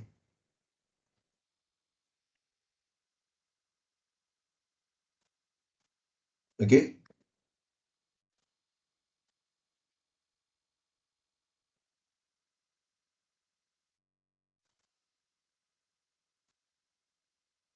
Boleh tengoklah. Try tengok situ. Try tengok.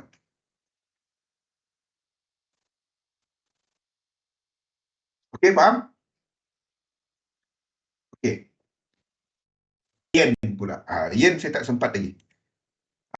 Ni saya baru aturkan balik kat sini. Sebabnya kita baru jumpa yang ini bila saya buka chart besar dia. Okay. Jadi kita akan tukar the whole thing. Waktu ni saya lukis dia masih sama. Untuk dollar pair. Kecuali untuk dollar pair. Ni nanti saya tukar. Ini adalah hitam. Dan apa? WXY tadi. Tapi itu tak apa. Itu tak kisah. Yang penting kat sini.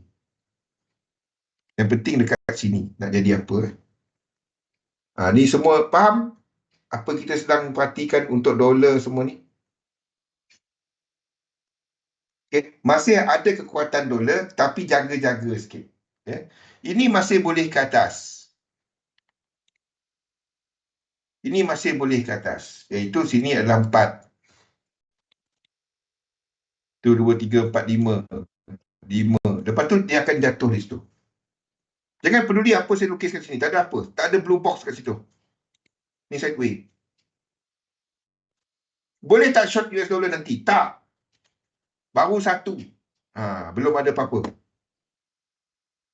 AUD US dollar pun sama. Apa maksud semua ni? Maksud dia untuk indeks sini akan buat extension tau. Faham? Sini akan buat extension. Maksud dia untuk indeks semua ni, indeks sini akan cuma straight forward. Dia tak buat 1, 2, 3, 4, 5. Tak ada. Dia akan lebih straight forward. 3, 4, 5. Tak ada extension yang melampau-lampau. Tak ada yang banyak-banyak lekuk macam ni. Tak ada. Dia lebih smooth. Dan itu juga bermakna yen pair kekal sideway. Tapi itu saya tak tukar apa-apa yen pair. Maksudnya dia tengah buat correction.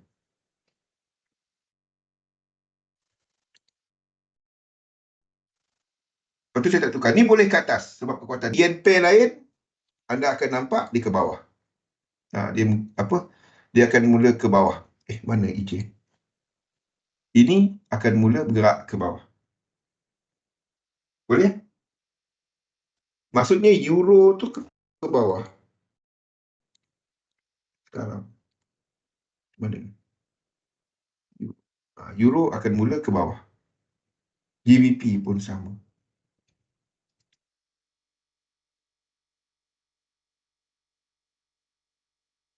Okey, nampak? Macam mana the whole picture of the market sekarang ni. Dari situ kita akan mula melukis. Ya. Pertama tadi, bila ini fundamental yang kita ikut. Pertama tadi, kita lihat sifat instrumen. Ya. Di mana sama ada 5-3 ataupun 3-3. Yang besar dia, paling besar cat dia.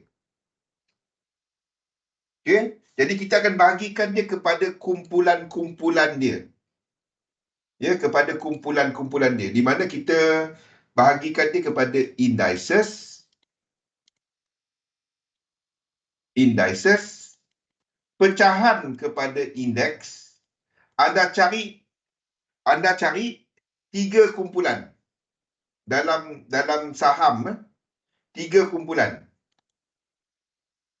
Apa yang concurrent, ni kita dah masuk bab ni. Apa yang sama move dengan main index. Apa yang leading,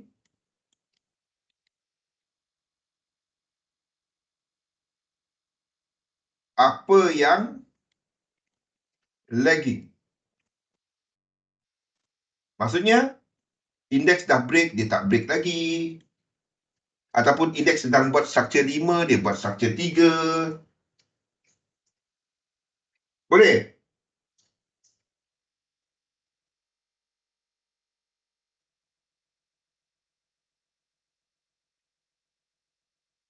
Okay. Itu adalah untuk indeks punya ni. Lepas tu, dalam indeks juga, kita akan lihat kepada individual stock. Ini adalah individual stock tadi. Ni bagi trader saham, benda ni wajib tau. Saya trade saham macam ni. Saya akan bahagikan dia ke watchlist saya. Apa yang bergerak sama dengan indeks? Apa yang lead indeks? Apa yang lagging? Yang lagging saya tak trade dia. Saya trade yang concurrent dengan leading saja. Dalam watchlist saya. Faham tak? Okay. Dalam selain daripada tu, saya juga akan tengok kepada ETF. Okay. ETF ni pecahan sektor dalam S&P 500. Kalau anda trade dekat KLCI, anda trade dekat Jakarta Stock Exchange, anda trade dekat lain-lain tempat, dia pun ada yang sama. Ada indeks-indeks yang trade sektor pecahan dalam main index dia. Main index S&P 500 orang terima pakai sebagai S&P 500. Jadi ada 10. Anda tengok daripada 10 tu, apa yang concurrent, ni caranya buat watch list. Saya tengah tunjukkan cara untuk anda buat watch list. Trade small cap. Apa tu? Gali. Small cap. Saya tak trade saham sen-sen. Sama benda. Dekat bursa ada indeks yang tracking sektor.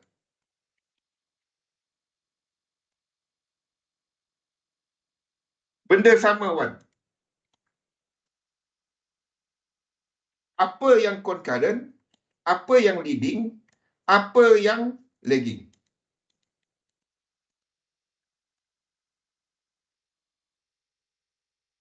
Selepas daripada ni, anda akan pilih yang concurrent dengan leading kepada stok dia yang leading companies dalam sektor. Faham tak? Anda nak trade leading companies dalam sektor. Macam mana anda tahu? Tengoklah ETF tu beli apa. Faham tak? Pergi ETF.com. Kalau dekat ni, tengok beli apa. Boleh?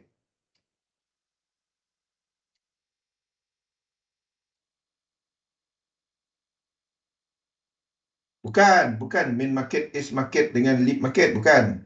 Sektor one. Sebab dalam Ace market ada juga yang ni. Contoh, anda pergi XLE contohnya. Contohnya, SPDR. Okay. Anda tengok saham-saham apa yang dia pegang. Company-company apa yang dia pegang.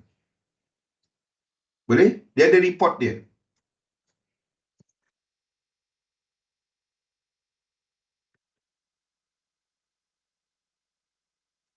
Apa slow sangat ni? Tengok apa saham-saham yang dia pegang, apa ni semua. Pergi tengok apa saham-saham yang dia pegang. Boleh? Tengok apa yang dia pegang.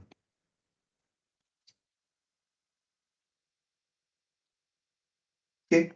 Then anda pergi kepada, ni cara anda buat watch list. Ikut big money. Yes, ikut apa yang orang besar buat. Lagi-lagi ada nama Vanguard depan tu. Vanguard. Lepas tu anda pergi stok. Ni lah cara anda buat watch list. Apa stok yang sama dengan indeks, leading dan concurrent, ataupun apa stok yang ikut yang ETF mana, sektor mana, anda pilih daripada yang leading ataupun yang concurrent. So, anda nak masuk sektor yang berjalan. Jangan masuk sektor yang tak jalan. Nampak caranya, Wan? Itu adalah indeks. Sifat dia 5-3. Jangan tengok yang saham jalan 3-3. Kalau dia sifat 3-3, jangan beli dia. Cari yang 5-3. Dalam KLCI banyak sangat 3-3. Wan pun tahu kenapa kan. Cari yang 3-3. Ini 3. Ini tak dapat buat macam indeks tadi. Tak dapat. Ini obviously adalah 3-3. Anda tak dapat lukis dia jadi 5-3. Macam mana kreatif pun anda tak dapat lukis dia jadi 5-3. Boleh kot. Daripada atas. 1, 2. Ni dah 3, 4 konon dia. Macam mana dah. Ni daripada atas 1, 2, 3, 4, 5 kononnya. Ini B. Ni C. Orang lain lukis elite wave, semua tempat dia nak letakkan sebagai 5. Saya tak. Kita akan tengok sifat dia. Dah pernah cerita banyak kali dah. Banyak dulu, kita banyak kali cerita benda ni. Ni bukan cerita hari ni baru kan. Tu bukan saya sebut. Tu Galih sebut. Okay? Faham?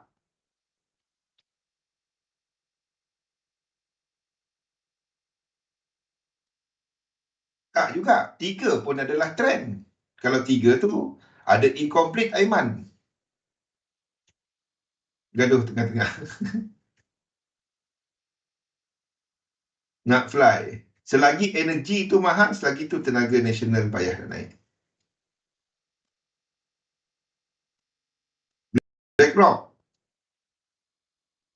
BlackRock punya fund 9 trilion tau. 9 trilion tau. BlackRock.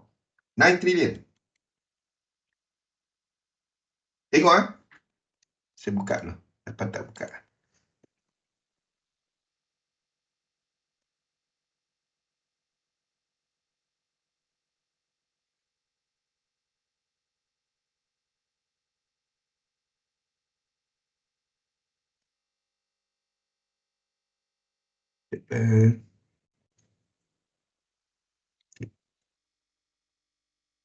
Contoh ada tak di mana kita dapat tengok pemilik dia? Kat mana nak tengok? Sini chat forum ni. Adalah dekat sini ni. Kita tengok siapa yang paling banyak pegang saham dia. Bagi pendapat tentang BlackRock, dia pegang dunia. Mana ada fund lain yang dapat? Okey, Kalau anda tengok saham Apple, anda tengok Microsoft, anda tengok Google, anda tengok Meta, kan? BlackRock merupakan minority shareholder, merupakan shareholder dia. Ya. Kalau tak BlackRock, dia dua ni je. Anda cari BlackRock, satu lagi adalah Vanguard. Tahu siapa Vanguard?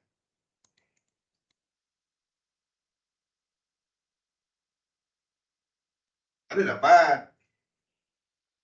BlackRock punya 9 trilion tu lebih besar daripada ekonomi Malaysia berapa tahun, Aiman. BlackRock lagi besar daripada Malaysia. BlackRock punya fund 9 trilion tu separuh daripada GDP US. Ni, GDP US setahun, GDP US, ni, 23 trilion. 22. Ni lah. BlackRock 9 trilion, hampir separuh. Okey. Vanguard ni pemilik BlackRock. Vanguard ni adalah shareholder pemilik kepada BlackRock. Anda pergi cari, siapakah Vanguard ni? Kalau ikutnya laporan, dia sepatutnya dipecahkan kan? Vanguard, okey, dia ni Elon Musk ke, Soros ke, siapa ke kan? Nama-nama personal lah. Anda takkan nampak nama personal kat Vanguard. Dia orang banyak tolong support ekonomi US bila down. Tolong ada makna tu. BlackRock boleh beli Malaysia, in other words. Kita ingat Biden power. Mana ada? Ni power dunia. Ni orang sebut Illuminati lah apa semua ni. Dia orang ni pemilik BlackRock. Siapa dia orang ni? Pergi tengok siapa Vanguard ni semua. Pergi cari. Saya baru nak buat Fink. Fink ni CEO BlackRock. Minggu depan kita cerita pasal BlackRock.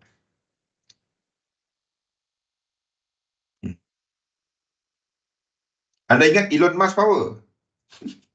Anda ingat Bill Gates power? Tak ada. Ni 9 trilion. Mana ada power dia tu? Ni power.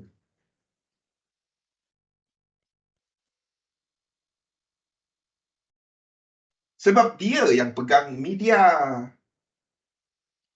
Dia yang pegang media.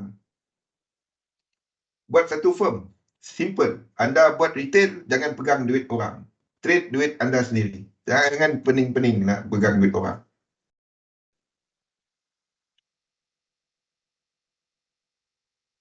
Siapa key person dalam Vanguard? Pergi cari.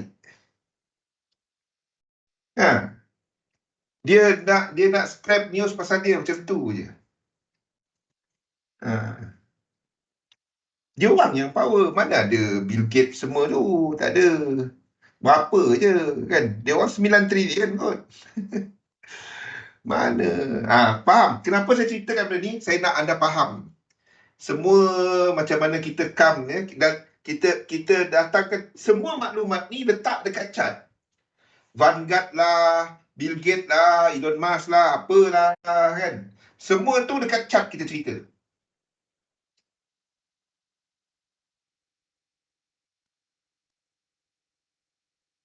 APHD channel. Jarang saya dengar ada orang cerita pasal Vanguard, pasal BlackRock. Nanti saya cari. Tulis cari lagi. Mata saya tak nampak. Saya tak nampak tulisan tu. Wan, tulis dalam capital letter Wan, tak nampak. Dalam capital letter. Saya tak pakai contact lens sekejap AD je sedap. AD channel YouTube. Halo? Sekejap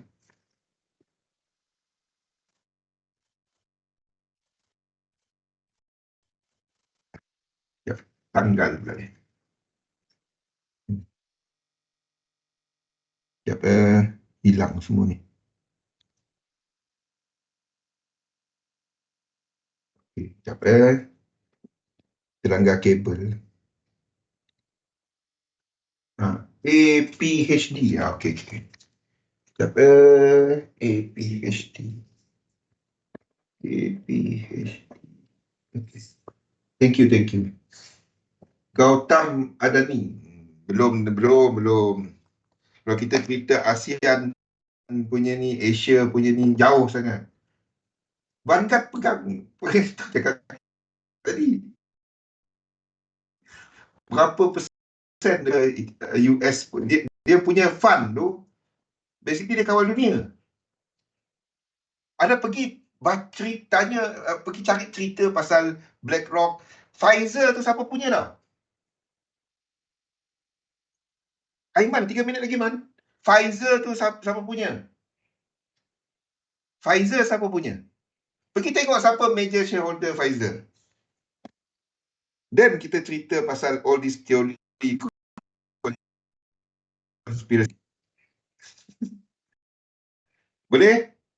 Kita pasal all this theory conspiracy. Faham kenapa saya ceritakan benda ni? Besok kita akan start banyak kepada ni. Kita dah, saya nak anda fahamkan 5-3 dan 3-3. Okay? Besok kita akan cerita pasal ini. Ya, kepada Stoch.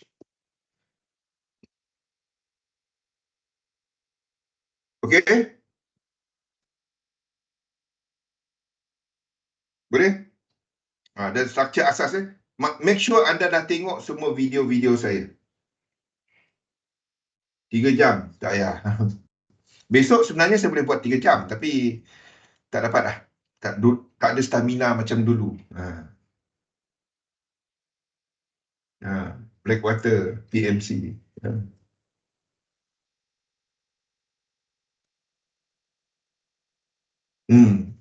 Okay? Tiba-tiba habis masa tu lah. Cerita bawang putih, bawang merah. Dia replay. Jangan Bang Zul suara nak demam tu. Okey. Jadi esok kita akan banyak cerita benda ni ya. Struktur ni semua dan macam mana kita gunakan untuk kita jangka sequence, untuk jangka struktur dan macam mana nak trade. Benda simple. Jadi saya harap 2 hari saya habiskan masa dari Jumaat dan hari Isnin ni untuk saya terangkan konsep 5-3 dan 3-3. Ambil screenshot yang ini tadi bagi siapa yang trading saham. Yang BlackRock ni tak payah. Tiba-tiba BlackRock dia. Siapa yang trading saham. Anda pergi tengoklah siapa banyak pegang saham Pfizer. Pergi tengok. BlackRock dengan Vanguard. Masak. Nampak? Saya kaji benda-benda ni lah datang dengan dinamik. Kau nak tahu. Laba dalam satu sistem. Gagangkan sistem anda. InsyaAllah kita jumpa besok. Terima kasih semua.